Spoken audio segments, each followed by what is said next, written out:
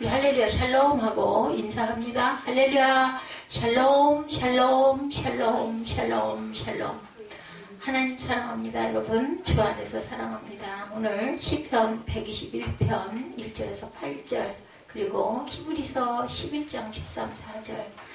예, 오늘 지난주가 우리 추수감사 주일이었죠. 그래서 이번 주 말씀을 갈등을 많이 하다가 한 주 말씀으로는 조금 제 마음에 조금 부족한 생각도 들고 해서 추수감사에 이어지는 추수감사와 순례자 이런 제목으로 함께 은혜를 나눕니다.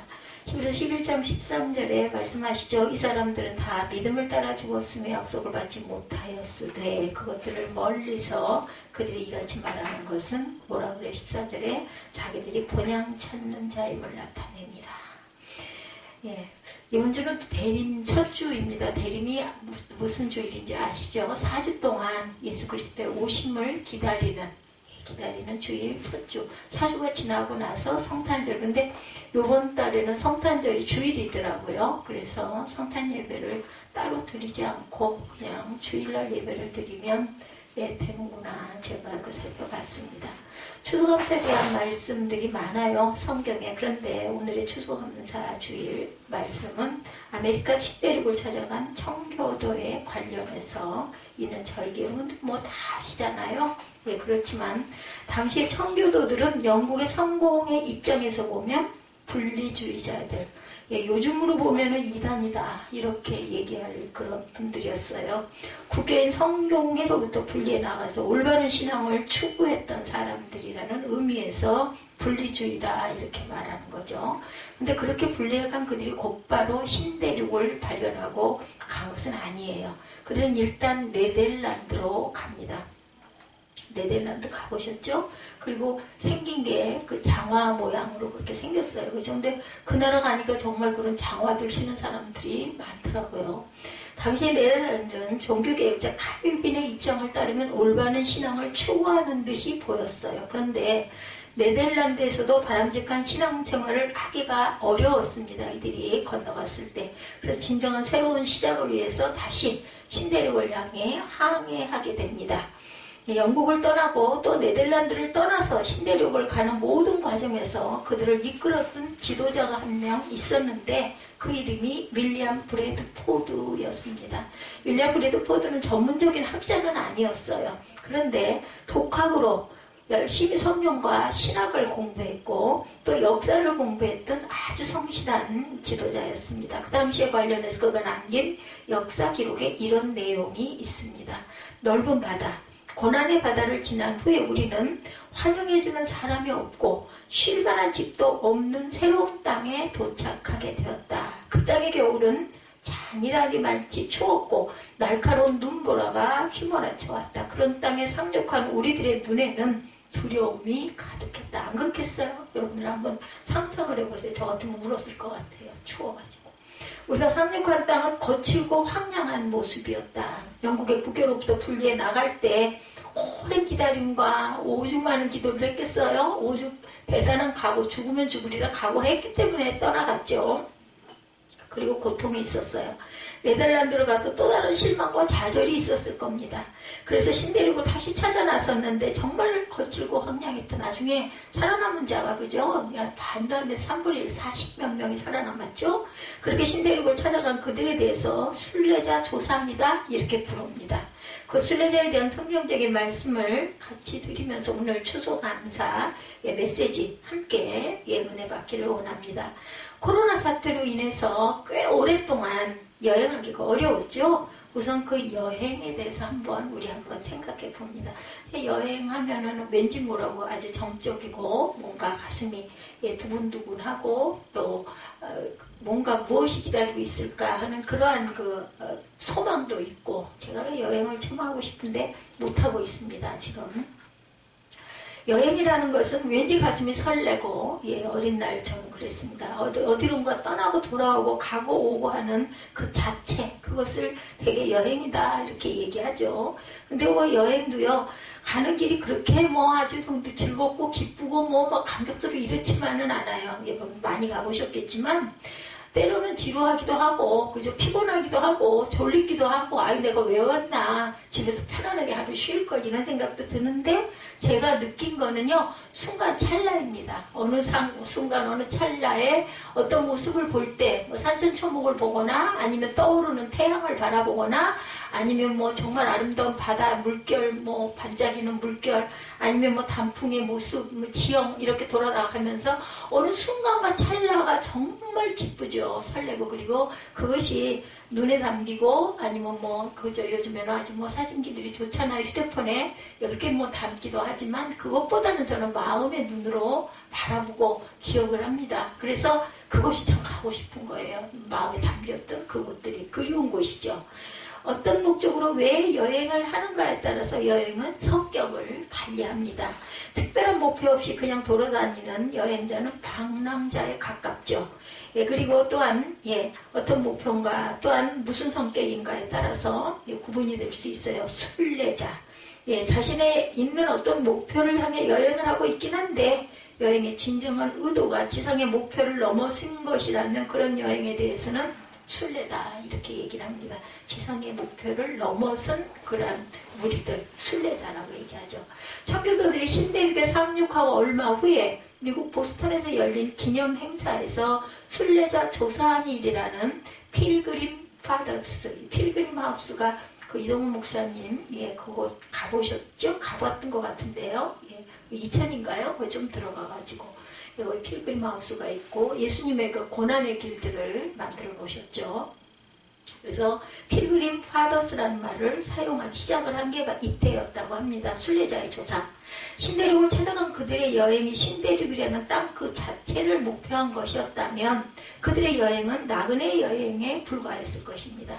그런데 신대륙을 향하던 그들은 신대륙의 미래를 바라보는 동시에 하나님의 손길을 바라보고 있었어요. 여러분들 찬양하실 때 혹시 그런 감동 없으세요? 저는 오늘 한 2번 찬양 속에서 성령의 임재를 느꼈습니다. 내 마음 안에 계시죠. 은혜예요. 그래. 이 은혜가 없다면 아마 제가 이렇게 기쁜 하루하루를 남들이 볼 때 얼굴이 어디가 아파 뭐 지방에서도 아주 건강해 보인다는 이야기를 들으면서 저는 거기에 답변을 한 것 같습니다. 하나님 은혜입니다. 제가 뭐게 인간적으로, 개인적으로, 생활적으로 뭐 그렇게 재미있고 그렇게 얼굴이 막 환하게 피어날 일이 뭐가 있겠어요. 그죠? 거의 많이 누워있는 그런 상태이고 오히려 그죠? 디프레스 될 일이 너무나 많은데 저는 그렇지가 않습니다. 지난번에 정말 편두통 때문에 뭐 어떻게 할 바를 모르겠더라요. 하룻밤을 꼬박 그냥 아침까지 세운 그날은 목소리도 안 나와요. 새벽 예배 드리는데 그렇게 힘이 들었는데 다행히 2, 3일 그렇게 아프고는 실밥을 딱 뽑고 나니까 그날 약을 지워왔거든요. 겁이 나가지고 그거 먹고 한 2-3시간 있으니까 좀 나아지는 것 같아서 그 약을 좀 더 달래서 가지고 먹지는 않았는데 그 다음날부터 실밥 다음 날부터 그 편두통 증세가 싹 없어졌어요. 와 정말 좋더라고요. 왜냐면 몰랐거든요. 그렇게 편두통이 심하게 아프고 나중에는 속에서 막 속에 무슨 줄기가 뭐 쫙쫙 잡아다니는 거예요. cikcik하면서 잡아다니고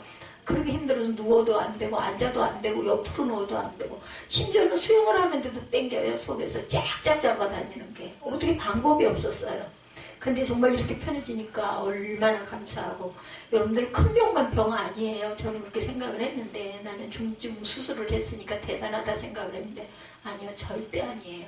뭐 치통으로 인해서 막 그저 뭐 아프고 한기 들고 하고 밤에 밤새도록 잠을 못 잤다고 그래도 뭐 그거야 뭐 조금만 하면 낫는데 물론 낫기는 빨리 낫죠. 근데 그 고통은 뭐라고 말할 수가 없어요. 그래서 그것도 감사했습니다. 제가 신경을 누르지 않아서 그동안 이렇게 많이 나빠질 때까지 온 게 어쩌면은 너무 많이 아프지 않아서였는데 그래도 어쨌든 간에 단잠을 잘 수 있게 편안할 수 있게 해주신 거.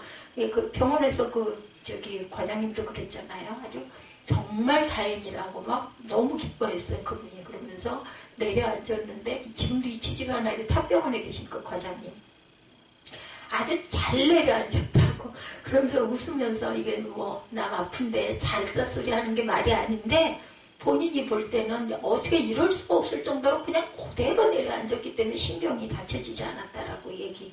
그래서 내가 그만큼 견딜 수 있었나 보다. 지금은 또 아까도 우리 잠깐 얘기를 했지만 하반신이 나를 이게 받쳐주는구나. 허리가 그렇게 쉽게 피니 대한민국에서 이런 사람은 이런 어른은 거의 없다라는 얘기를 제 주치의가 그런 얘기 했어요. 조심스럽게 확실치는 않지만 자기가 알기로는 이런 사람은 없다. 가끔가다 청소년들이 허리가 너무 심하게 자세가 잘못돼서 휘어서 큰 수술을 받은 그 외국인 하나가 그 여성이 하나 그 받은 부분이 책에 있어가지고 탑병원 가서 앉아서 기다리다가 한번 읽어본 적이 있거든요. 막 정말 성형을 3가지를 하고 뭐 피를 온 등 전체를 다 받고 그 사람은 굉장히 젊은 아가씨였었어요. 그런 경우는 있지만 이렇게 연세가 드셔가지고 이렇게 대단한 수술을 우리나라에서 여자분이 이렇게 하셔가지고 계시는 분이 아마 거의 없을 거다.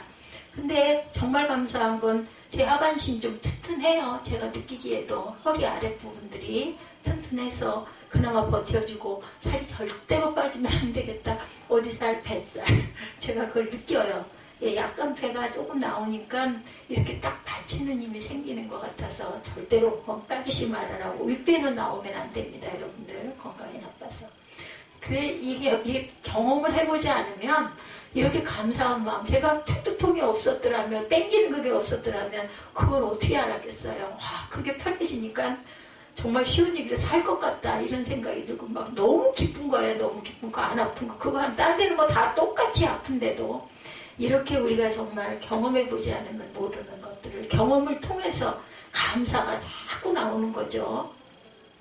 그래서 자신의 목표를 넘어 하나님과 미래를 바라보는 초월적인 목표가 있었기 때문에 그 청교도들이라고 하죠. 하나님의 예배를 편하게 드리고 싶다고 해가지고 모여서 추앙한 그들에 대해서 여행자가 아니라 순례자라는 이름이 붙었다라는 것. 시편 121편 말씀에 근거해서 순례자의 신앙에 대해서 이번에는 함께 말씀을 나눠봅니다. 시편 120편부터 134편까지 15개의 시편에는 제목 옆에 이런 글이 써져 있어요. 성전에 올라가는 노래. 이렇게 15편이 써져 있습니다. 제가 새벽에 시편을 오랫동안 150편을 다 하려면 굉장히 길이가 그 날짜가 길죠. 그때마다 제가 성경을 보면 성전에 올라가는 노래다 이렇게 써 있어요. 성전 가까이 살면서 성전을 자주 찾아갈 수 있는 경우라면 성전에 올라가는 노래라고 그때 그렇게 표기하지 않았을 것 같아요. 그렇죠? 멀리서부터 많은 어려움을 안고 순례자가 성전을 찾아오는 것이기 때문에 성전에 올라가는 노래, 순례자의 노래 이렇게 부르지 않았겠습니까? 순례자들 시편 중에도 이 121편 1절은 이렇게 전하고 있습니다.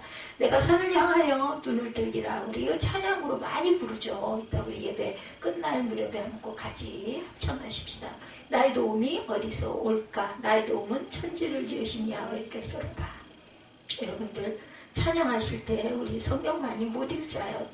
솔직히 말해서 찬양하실 때 찬양의 가사를 가만히 이렇게 묵상을 하면서 입술로 고백을 해보세요. 마음에 엄청난 감동과 뜨거운 마음이 올라옵니다. 감사가 터집니다. 왜냐하면 성경 말씀이에요. 대개 그 찬양들이 성경 말씀에 조금 뭔가를 이렇게 붙이거나 변형하거나 자르거나 이렇게 해서 왜냐하면 그 감동을 받은 사람들이 작사 작곡을 하기 때문에 그렇게 나옵니다. 그래서 우리가 성경을 많이 못 보고 기도를 많이 못하는 분들은 찬양이라도 열심히 들어라. 또 입술로 따라서 할 수 있는 것 좀 해라. 제가 그래서 자꾸 이렇게 그거는 찬양 좋아하시는 분들 편한 방법이니까 제가 얘기를 합니다. 그래서 은혜가 찬양과 경배 시간에 은혜가 상당히 많이 옵니다. 제가 말씀 전하는 것보다 어떤 면으로는 또 앞에서 싱어 자신이 되어서 찬양을 할 때 앉아서 찬양하는 부분보다 더 많은 은혜가 있습니다. 여러분들 되도록이면 하나님께 감사의 찬양을 자주 올리시기 바랍니다. 그래서 우리 에스더 전도사는 그 특성 부분 맡아서 또 앞에서 리더 부분을 맡아서 찬양을 하기 때문에 하나님의 각별한 은혜가 학자의 영 그래서 무슨 교수가 되고 뭐가 되고 일까? 라고 처음에 생각했던 부분이 깨달음이 온 것은 하나님의 말씀의 은혜가 온 거예요. 학자의 영입니다. 읽기만 해도 이해가 되는 엄청난 은총이에요. 그러다 보니 지루하지가 않고 공부를 하는 내내 이제 신학교에서는 숙제들, 과제들이 있다 보니까 그걸로 이제 스트레스를 좀 받긴 하지만 또 지나놓고 나면 그게 내게 귀한 은혜가 되기도 합니다. 딱 그 기간 안에 잘해야 된다라는 마음 때문에 더 스트레스를 받죠. 근데 저도 그걸 말리지는 못해요. 저도 그런 성향을 갖고 있기 때문에. 시편 125편 1절과 2절은 이렇게 전하고 있어요. 야훼를 의지하는 자는 125편 바로 뒤에 있죠. 1절과 2절입니다. 야훼를 의지하는 자는 시온산이 흔들리지 아니하고 영원히 있음 같도다. 산들이 예루살렘을 두름과 같이 야훼께서 그 백성을 지금부터 영원까지 두르시리로다. 저와 여러분을 영원부터 영원까지 둘러주신다라고 얘기하고 있어요. 이게 야훼께서 우리를 모두 두른다는 게 뭘까요? 이렇게 우리 둘레를 둘러서 이렇게 안고 계셔요. 그러니까 나와 함께 계시는 하나님. 아까 그 찬송에 그 주님은 누구일까 이 찬양이 있었죠. 저는 그 찬양에서 은혜를 엄청 받았어요. 아, 그렇지 않겠니? 천국에 계시니까 어떻게 멀어서 나를 보시고 들으실 거야 했더니 아니야 그렇지는 않아. 내 마음에 천국이 있으니까. 그쵸? 가장 가깝게. 여러분들 다른 거 다 비우시고 뭐 누구 미운 사람 이런 거를 나를 위해서 비우시기 바랍니다. 그걸 넘어서야 내게 천국이 온다라는 거. 내 마음에 아니 누가 비워 죽겠는데 원망스러워 죽겠는데 무슨 마음이 편안하겠어요. 내 마음도 막 불편하잖아요. 누가 다투고 나면은 아주 그날 하루 완전히 버리는 거거든요. 그런데 그걸 그냥 비우고 하나님도 나를 용서하시고 죽을 수밖에 없는 나를 생명을 주셨는데 내가 누구를 용서하지 못할 게 있겠는가. 단 잘못한 사람은 내가 잘못했어. 누구에게 잘못했으면 그 사람에게 가서 미안합니다. 죄송합니다는 반드시 해야 됩니다. 근데 내가 그런 경우를 당했을 때는 마음에서 내가 그 사람을 용서하고 비워버리고 나면 나에게 정말 평강이 오고 기쁨이 온다는 거 여러분들 잊지 마시기 바랍니다. 그렇기 때문에 원수를 사랑하라는 것은 누군가를 미워하는 사람을 그 사람을 위해서가 아니라 나 자신을 위해서 그 원수를 사랑하기까지 그 마음까지 안 될 때는 여러분들 솔직하게 기도하세요. 나 그게 정말 안 되는데 하나님 어떻게 하면 좋을까요? 제 마음에 용서할 수 있는 마음도 주시옵소서 이렇게 기도하시면 됩니다. 그러다 보면 미운 마음이 흐려지고 나를 위한 거니까 내가 살기 위한 부분이니까 그러면 내 마음에 평강이 임한다는 거 잊지 마시기 바랍니다. 시편 121편을 통해서 내가 산을 향하여 눈을 들리라 찬양하는 순례자는 지금 시온산을 바라보고 있어요. 시온산의 성전과 성전의 하나님을 바라보는 것입니다. 아까 주님은 누구일까? 하나님을 바라보고 얼마나 이뻐요. 그 찬양 그 곡조도 그렇고 이쁘잖아요. 가사도 그렇고 저는 아주 그 마음이 제 마음에 임했습니다. 나의 도움은 뭐라고요? 2절에 천지를 지신 야훼께서 나를 도와주실 분은요 천지를 지으신 여호와밖에 안 계세요. 우리가 할 수 있는 게 뭐 얼마나 있습니까? 숨을 내 맘대로 쉬니까 그죠? 머리에 그 편두통 오는 거 어떻게 고칠 수가 없어요. 뭐 물론 진통제를 먹으면 조금 좀 멈춰지긴 하지만 또 그게 해결되지 않는 한은 또 그러거든요. 그렇기 때문에 천지를 지으신 야훼께 의지하는 것이 지름길이고 열쇠라는 것. 그 산을 바라보는 순례자는 그 산을 넘어 여호와 하나님을 바라보고 있는 거예요. 그 눈을 뜨시기 바랍니다. 아니 뭐 무슨 말씀 뭐 맨날 똑같은 말씀이지 뭘 그렇게 꼭 읽어야 돼. 아니요. 누구를 위해서? 나를 위해서. 내가 그 말씀을 읽으면서 마음에 기쁨과 감동이 오면 은혜가 오면 모든 다른 것들이 물론 뭐 얼마나 할 일, 염려, 눌림 이런 게 얼마나 많아요. 그런데도 마음에 정말 여유가 생기고 기쁨이 오다 보면은 그냥 뭐 다 지나가고 저는 그래요. 하나님 굶기시겠어. 하나님이 죽이시겠어. 이 마음이 항상 옵니다. 그러니까 제가 그런 얘기 하잖아요. 이제 연수가 가다 보니까 뭐만 늘어서 배짱만 늘어가지고 그냥 하나님 나 아시는데 뭐 나는 뭐 가릴 것도 감출 것도 없어. 뭐 원망스럽다고 막 이야기도 합니다. 하나님 나 이거 너무나 억울하고 속상한데 이거 어떡해요. 그리고 한참 퍼내고 나면요. 그냥 뭐 입으로 뭐 중얼중얼을 못하죠. 마음으로 한참 퍼내고 눈 감고 누워가지고 그러다 보면 그 좋은 영상이나 요즘엔 저는 홈드라마를 가끔 봅니다. 조금씩. 그럼 그 안에서 일어나는 일, 아주 그 뭐랄까 감동이 오는 부분들이 참 많죠. 우리 지금 요즘에 얼마나 소가족이에요. 뭐 저도 밥을 아들하고 함께 먹는 일이 어디 가서 짜장면 먹을 때 외에는 거의 따로따로 있거든요. 오죽하면 제가 갖다가 줘요. 안 먹으니까. 그러니까 정말 잘못된 건데, 그러니 한 상에 둘러앉아 밥 먹는 일이 얼마나 있냐고요. 그렇기 때문에 항상 하나님의 성자를 찾아갈 결심을 하고 순례길에 올랐던 이 121편의 그 당시, 얼마나 그 사람들은 그 시온성을 바라보면서 얼마나 기뻤을까요? 그 먼 길을 걸어서 뭐 또 그저 드릴 예물을 또 막 끌고 들고, 그 앞에서 사면 비싸기도 했을 것이고, 자기 정섬이다 보니까 자기가 기른 녀석을 제일 좋은 놈을 안고 끌고도 갔을 거예요. 그 성들을 바라볼 때, 그 먼 길을 올 때, 그 고난의 길을 걸어왔을 때, 그 성들을 내가 도착했어. 얼마나 기뻐요. 감사하고. 지금 뭐 차만 타면 휙 갈 수 있는 길이기는 하지만, 예, 하나님의 성전을 찾아갈 결심을 하고 순례길에 올랐던 그 사람들, 많은 위험과 고난의 여행을 마치고 이제 시온산에 이르렀습니다. 그럼 순례자가 산을 향해 눈을 들었다는 것은 예루살렘의 시온산과 성전의 하나님을 다시 바라보고 있어요. 그거 오늘하고 고난스럽고 힘들고 과정 얼른 가야지, 빨리 가야지, 또 뭐 혼자 왔겠어요. 뭐 자녀들 챙기고. 그래서 그 3대 절기에는 이스라엘은 모든 여행객들이 예루살렘으로 모이는 그런 때였기 때문에 오죽이나 하면 마구간까지 들려줘가지고 예수님이 태어나셨겠습니까? 예, 그렇게 어려운 때, 그리고 막 뭐예요? 거기는 이런 그 동굴들이 많다고 그러죠. 예, 이런 동굴이 많아서 그런 데 들어가가지고 하룻밤을 유하고 또 걸어가고 이렇게 했던 거예요. 눈에 보이는 산을 넘어 초월적인 목표인 하나님을 바라보고 있기 때문에 그 여행에 대해서 순례라는 표현을 썼다라는 것. 하나님을 바라보면서 예루살렘 성전을 찾아왔다고 해도 가까운 곳을 살면서 자주 찾아오는 사람에 대하여 순례자다 이렇게 부르지는 않습니다. 순례자라는 말에는 멀리서부터 많은 어려움을 겪고 길을 걸어왔다는 의미가 들어있는 거죠. 그 옛날에 이방인들의 땅을 지나면서 멀리 여행하는 일은 굉장히 위험한 그러한 어려운 일입니다. 그래서 이제 시편 21편에는 하나님은 우리를 지키시는 분이라는 말씀이 반복돼요. 왜 이렇게 반복을 했겠어요? 두려움이 있기 때문이에요. 나를 지키시는 이시다. 우리를 지키시는 이시다.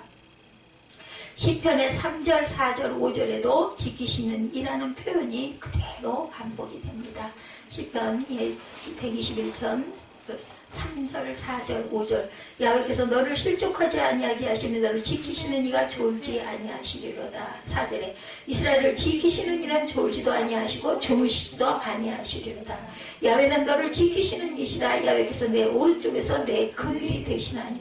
아니 오죽이나 공고하면 오른쪽에서 그늘이 된다고. 왜? 거기에는 나무가 거의 없잖아요. 그렇기 때문에 오른쪽에서 내 그늘이 된다. 얼마나 뜨겁고 죽겠으면 이렇게 노래하겠습니까? 여러분들 아시죠? 시편 우리는 그냥 읽지만 그들은 곡조를 붙여가지고 노래했던 게 바로 시편이지 않습니까? 그렇기 때문에 계속해서 6, 7, 8절에도 하나님이 순례자를 지키신다는 말씀이 계속 나옵니다. 6, 7, 8절. 낮에 해가 너를 상하게 하지 아니하며 밤에 달도 너를 해치지 아니하리로다.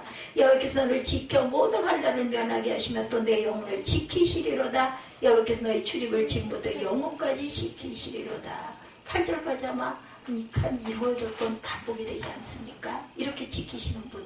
3, 4, 5절에 지키시는 이라는 표현이 그대로 반복이 되죠. 6, 7, 8절에도 하나님이 순례자를 지키신다는 말씀이 계속됩니다. 그리고 1, 2절에도 하나님은 나를 지키시며 도우시는 하나님의 말씀을 나타내고 있습니다. 1, 2절 보죠. 내가 산을 향하여 눈을 들리라. 나의 도움이 어디서 올까? 물음표이긴 하지만 나의 도움은 천지를 지으신 야훼께서로다. 누가 지키셔주셔요? 야훼께서 지켜주신다. 6절 말씀에 이렇게 전하죠. 낮에 해가 너를 상하게 하지 아니하며 밤에 달도 너를 해치지 아니하리라. 이곳이 어떤 곳이에요? 영상 50도, 영하 50도, 아침 밤과 낮이 이렇게 기온차가 심하잖아요. 밤에 얼어 죽기 딱 알맞아요. 그러니까 구름기둥과 불기둥으로 우리를 지키시는 하나님입니다. 이렇게 표현을 하는 것처럼 낮에 해가 너를 상하게 너무 뜨거워서 상하게 하지 아니하고 밤에 달도 너를 해치지 않는다. 추운 밤에 얼어 죽을 일이 없다라는 거. 누가? 하나님이 졸지도 주무시지도 않고 지켜주고 계시기 때문에. 그러니까 중천에 떠 있을 때에도 위험이 닥쳐올 수 있고 밤에 달이 뜬 밤에도 생각하지 못한 위험이 닥쳐오는 것이 순례자의 여행길. 추위와 뜨거운 뿐만이 아니라 맹수들은 또 얼마나 많겠어요. 뭐가 삼켜버리면 뭐 끝나는 거죠. 저는 늘 그 개미 행렬을 많이 봅니다. 저희들은 아주 죽을 길을 쓰고 낑낑거리면서 뭔가 하나를 조그마한 부스러기 하나를 끌고 가는데 사람이 이렇게 못 찍고 아니면 발로 밟아버리고 문질러버리면 그냥 뭐 무슨 소리가 나기나 하겠어요. 흔적이나 있겠어요. 우리 존재가 그런 존재가 아닐까. 그런데도 제가 이 시간까지 이렇게 든든하게 서서 여러분들과 함께 말씀을 나누는 건 하나님의 기적적인 은혜라고 밖에는 생각이 되지 않습니다. 어떤 어려움에 대해서도 하나님 우리를 지키시고 도우시는 하나님이 되신다라는 말씀입니다. 항상 깨어서 우리를 지키시는 하나님은 밤에 보초를 서는 이미지로 졸지도 주무시지도 아니하신다라고 하죠. 이스라엘을 지키시는 이는 졸지도 아니하시고 주무시지도 아니하신다. 4절이죠. 요즘은 외국인 여행객이라고 해도 상식적인 안전에 있어서는 큰 문제가 없지만 그 옛날 나그네와 외국인 여행자들은 위험에 노출될 수밖에 없었어요. 그래서 어떤 행렬이 그 나라 땅을 밟으려면 허락을 받죠. 좀 지나가게 해달라고. 근데 안 지나가게 하고 전쟁을 해서 죽여버리는 그런 역사들이 있었습니다. 같은 동족 간에도. 누구도 그들을 보호해주려고 하지 않기 때문에 하나님께서 그들을 도우셔야 한다는 의미가 8절에 나타나죠. 야훼께서 너희 출입을 지금부터 영원까지 지키시려다. 이거 무슨 말씀하고 비슷해요? 제가 하는 축도와 비슷하죠. 이렇게 선포를 하신 여러분은 입술로 제가 아니어도 괜찮아요. 고백을 하시기 바랍니다. 주님께서 나를 지켜주십니다. 아멘 하고 신대륙을 찾아가고 정착하는 과정에서 기록한 성도들의 역사 기록을 보면 히브리서의 말씀이 자주 나옵니다. 히브리서 11장 13절 말씀이 이 사람들은 다 믿음을 따라 죽었으며 약속을 받지 못하였을 때 그것들을 멀리서 보고 환영하며 또 땅에서는 외국인과 나그네임을 증언하였으니 오늘 본문이 히브리서 11장 13, 4절까지 제가 그 주보의 앞에 보면은 적혀 있죠. 4절에 그들이 이같이 말하는 것은 자기들이 본향 찾는 자임을. 뭐라고요? 본향 찾는 자면 뭐겠어요? 순례자예요. 어디를 찾아가? 내 고향, 내 본향, 천국을 찾는 자들이다라는 뜻입니다. 청교도 순례자들은 여기에 나온 외국인과 나그네라는 말씀은 자신들을 위한 말씀으로 받아들이면서 순례 여행을 하고 있습니다. 세상의 흐름은 우리가 이 세상에 적응하기를 원하죠. 세상에 적응해서 세상적인 세상 사람 되기를 원합니다. 아니 그런 사람들이 잘 살지 않아요? 아니 열심히 살지 않아요? 믿음이 없는 사람들 얼마나 그 어떤 직종에 오랫동안 종사하다 보면 아주 잘하죠. 능숙하게. 그래서 하나님의 교회까지도 점차 세상에 적응하다 세상적인 단체들로 변모가 점점 되어가고 있다죠. 그 시대의 청교도들은 세상과 구분하기 어려울 정도로 변해버린 영국의 국교인 성공회로부터 벗어나야 한다는 출애굽의 사명감을 느끼고 있었던 거예요. 국회에 갔었죠. 예전 그 구교가. 그런 신앙인들이 모여서 기도하며 기다리다가 때가 참에 보다 더 성경적으로 보이는 네덜란드의 개신교를 향해 첫 번째 떠난 것이고 거기서도 한계를 느낀 후에는 결국 아메리카 신대륙을 향하여 항해하게 됩니다. 뭐 아메리카 신대륙이 있었던 거 아니죠. 가서 붙여진 이름이죠. 그러니까 그들은 세상적으로 변해버린 세속적인 기독교인을 떠나려 했던 겁니다. 하나님과 올바른 믿음을 향해 떠나야 되겠다라고 결단들을 한 인원들이었어요. 잘못된 믿음을 떠나 올바른 믿음을 향한 순례의 길에 오른 거죠. 그래서 그들은 순례자 조상이다 이렇게 부르게 됩니다. 어쩌면 그들은 일상적인 사회적 안전을 스스로 등을 진 거예요. 스스로 위험한 인생과 역사를 선택했던 거죠. 스스로 고난을 받아들이면서 이 세상에서는 나그네가 되고 외국인이 되어야만 하나님 나라를 향한 길에 들어설 수 있을 것이라고 믿었던 사람들입니다.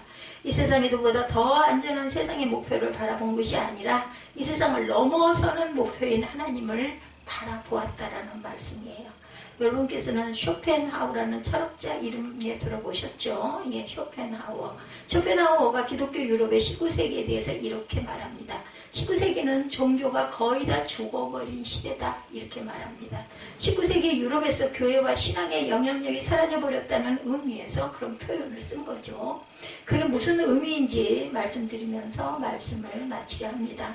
신학교에서 신학생들을 가르치는 과목들 중에 영성에 관한 과목들이 있습니다. 하나님과 우리가 믿음으로 소통하고 살아가는 신앙의 영역이 영성일 것이에요. 그렇죠? 그러니까 기독교의 영성은 일단 하나님께서 우리를 위해 무엇을 하시는지에 관심들을 기울이는 것이 옳습니다. 그러니까 하나님께서 말씀하시면 우리는 듣고 따르는 상황이 먼저 마련되어져야 된다. 뭐예요? 이게 순종이죠. 순종. 예, 빠지지 말고 무조건 순종하는 마음이 와야 합니다. 근데 서유럽의 19세기에는 성경적인 기독교의 영성보다는 프로이드의 심리학이보다도 강한 영향력을 나타내고 있었다고 합니다.